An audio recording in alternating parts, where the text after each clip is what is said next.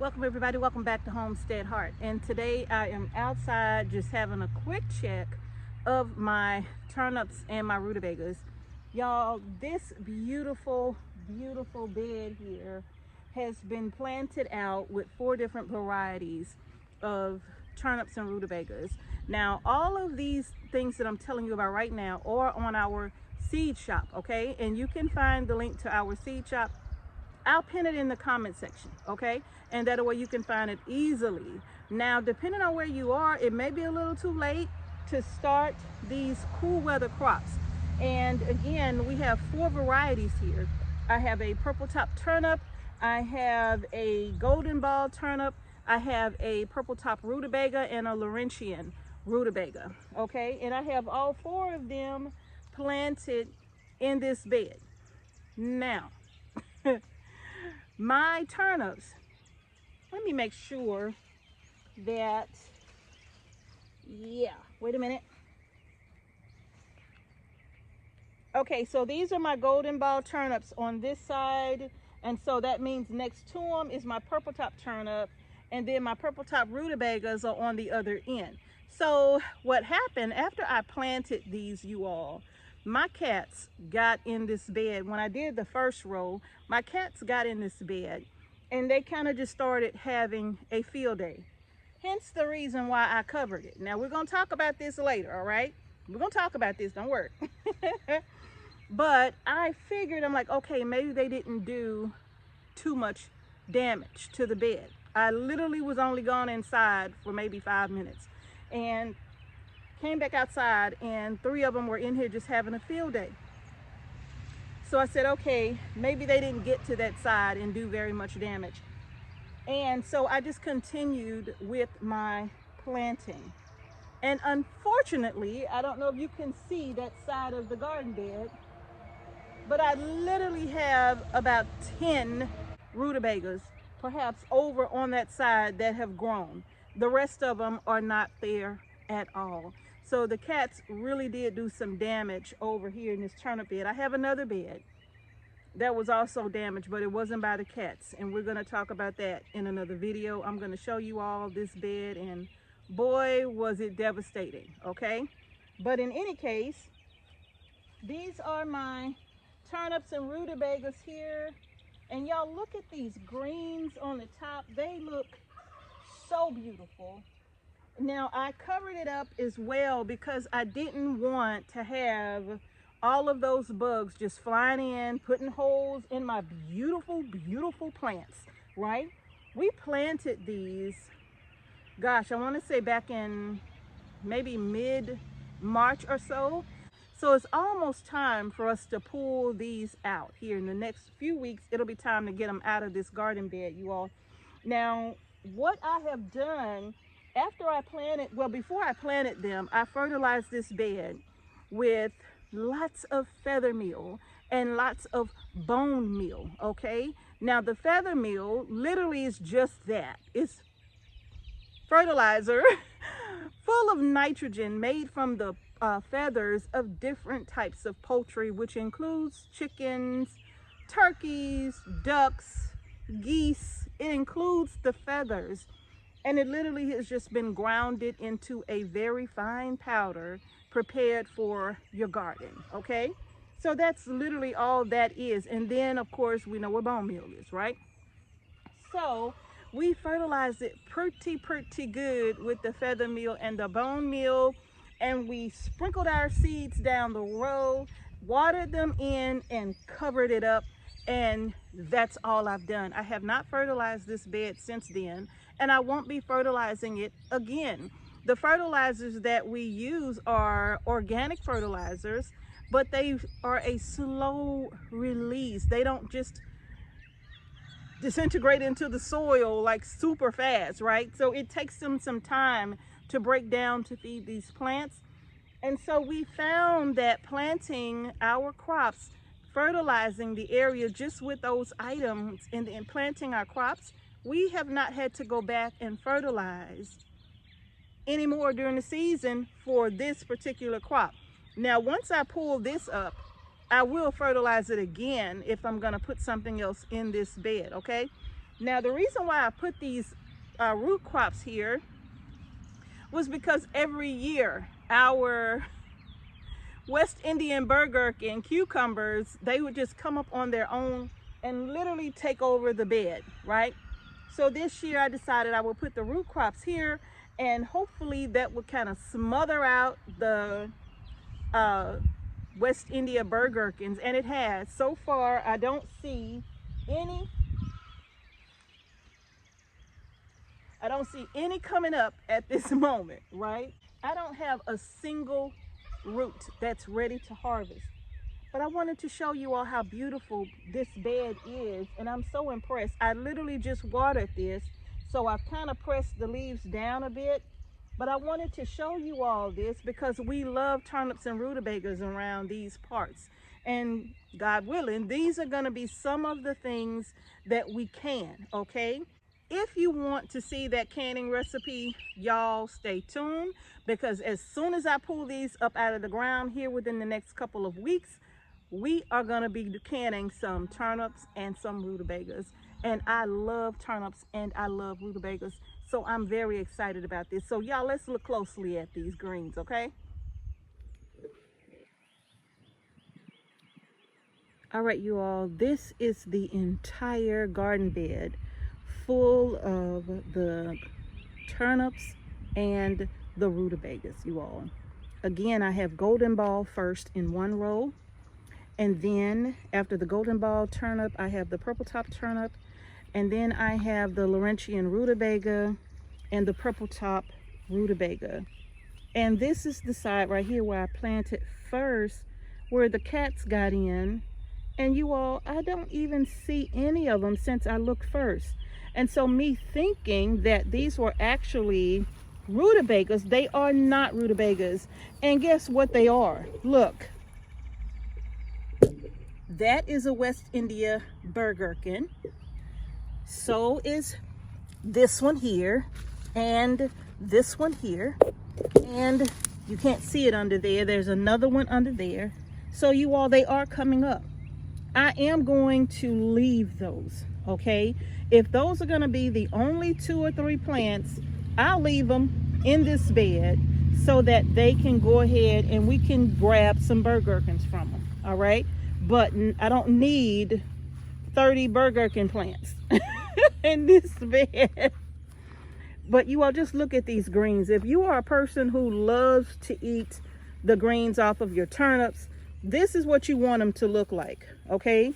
No damage. If you find some holes, it's not very many. Oh, look, this is my asparagus bed too, so guess what's peeking up through here? Look at that. Yeah. So this is an asparagus bed too, but it wasn't heavily producing asparagus, so I planted asparagus in a completely different area. You all, I do have some weeds in here. I could see them making their way up. I'm gonna pull this out. See there, I'm gonna take that out because we don't need it. And you could see for the most part, the rest of these plants look so good. Oh, look, there's another weed right here. I'll just pull that straight on. Oh, I broke it. But I'll just toss that out. But look at how beautiful these look, you all. And if you are a person, this doesn't belong. Pull you up out of here. If you are a person that loves greens, I know my mama's one. My mama loves her some greens, y'all. Me personally, get all of that out of there. Me personally, I've never been a fan of like mustard greens, collard greens, and all of that. And every now and then, when I was younger, I would eat turnip greens, but I'm not even a huge fan of the turnip greens. I like the roots. I love the roots. The rutabagas and the turnips, I simply love the roots, you all. So y'all, we're gonna get canning these right away. As soon as they come out of this garden, they are going in my canner. Oh yes, they are. They are going in the canner. Now, if you want to start your own roots here, What I'm going to suggest is that depending on where you are, if you're in the south, I'm in the south, I'm in zone 8. So if you're zone 8, 9, I'm not sure about 7, but if you're zone 8 and 9, you don't want to start those seeds right now, okay? You want to wait until the fall, okay? You want to wait until the fall because it's going to get hot, they're going to bolt. And if they do produce a root, it's going to be very, very, very small. I've never had any luck with growing these root crops, these cool weather crops, starting in like May or June. I've never had success with that, but it's possible, all right? So if you have them, like we're under this big pecan tree. We say pecan, some people say pecan, but we say pecan, okay? So you all, if you want to plant them and you have a nice shady spot, it may work. But if you don't have a shady spot and it's going to be full sun, these don't like all that heat, okay? So you might want to wait till the fall. But if you are further north of us, then you may still be able to go ahead and get yours in the ground. We do have our seeds still available on our seed shop.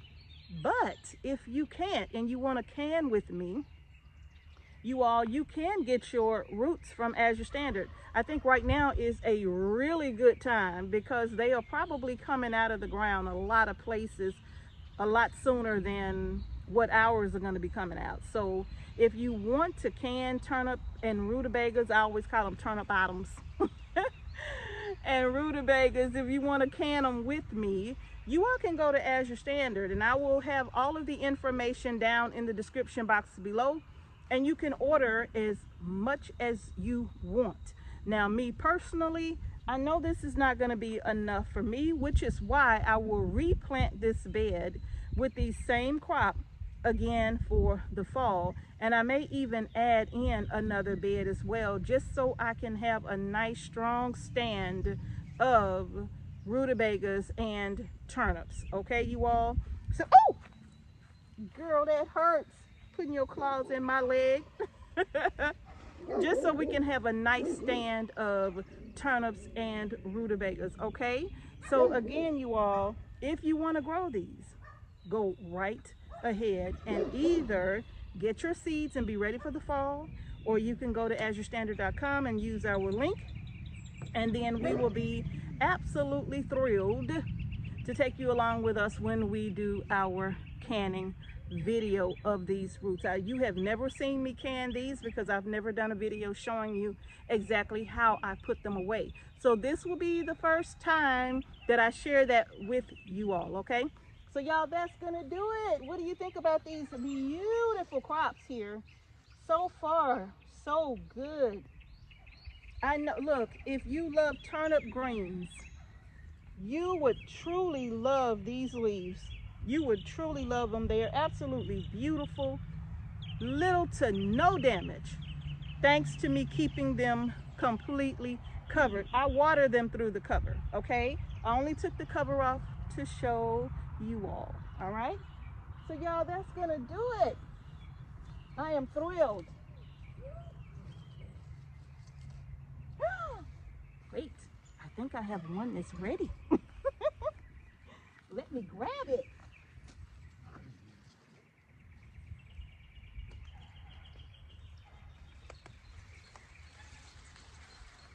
Oh, it wasn't quite ready, but I couldn't resist it. I couldn't resist it. Just look at that cute little root, y'all. Ah, I'm so excited. Now I may have to find well, actually I really don't have to find another one because Mr. H is not a fan of these. He thinks that they are bitter.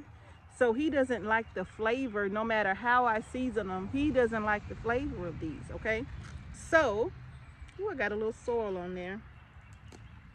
So, I will just take this in and chop this up and just cook it down real quick and just add it to our dinner. You can even eat these raw if you want.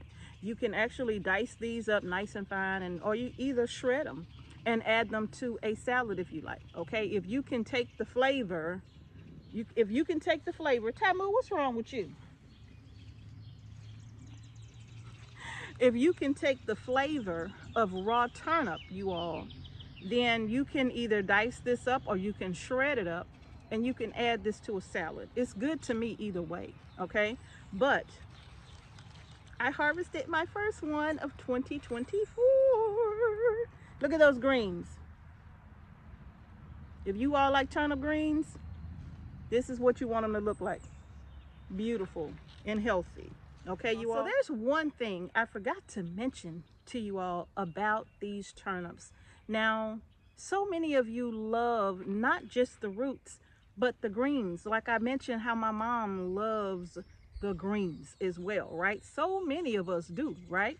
However, when it comes to canning, you can not only can the roots of these plants, you all, but you can also can these beautiful greens as well.